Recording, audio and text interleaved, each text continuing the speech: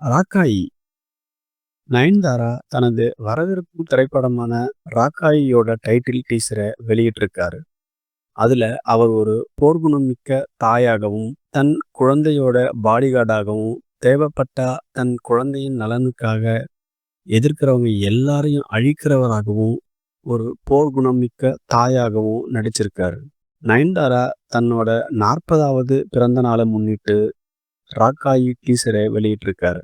படத்துல அவர் ஆக்ஷன் ஹீரோவாகவும், ஆக்ரோஷமா சண்டையிடும் இறுகிய மனமுடைய தாயாகவும் நடிச்சிருக்காரு. செந்தில் நல்லசாமி இயக்கியுள்ள இந்த படம் ஒரு பீரியட் ஆக்ஷன் டிராமாவா இருக்க போகுது. நயன்தாரா நவம்பர் 18 திங்கட்கிழமை, அதாவது தன்னோட 40வது பிறந்த நாள்ல வரப்போகும் ராக்காயி படத்தோட டீசரை வெளியிட்டிருக்காரு நயன்தாரா.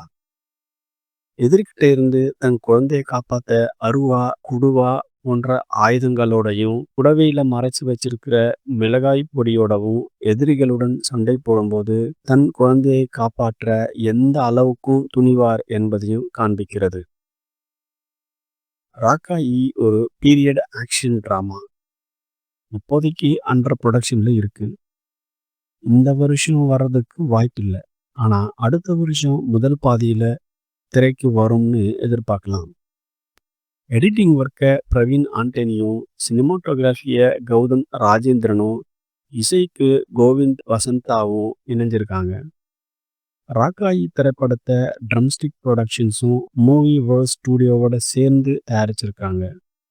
நயன்தாரா தனது நெட்ஃப்ளிக்ஸ் டாக்குமெண்ட்ரியான பியாண்ட் த ஃபேரி டேல்ன்ற டாக்குமெண்ட்ரிக்காக தன்னோட நெட்ஃப்ளிக்ஸ் டாக்குமெண்ட்ரியான பியாண்ட் த ஃபேரி டேல்ல தனுஷோட 3 நிமிட வீடியோவை தன்னோட டாக்குமெண்ட்ரியில சேர்த்ததால தனக்கு நோட்டீஸ் அனுப்பின தனுஷை கொடுங்கோலன் அப்படின்னும், நடிகர் தனுஷ் மற்றவர்களின் வெற்றியை பார்த்து பொறாமைப்படுறதாகவும், மாஸ்க் போட்டுக்கிட்டு எல்லாரையும் ஏமாத்துறதாகவும் குற்றம் சாட்டியிருக்காரு.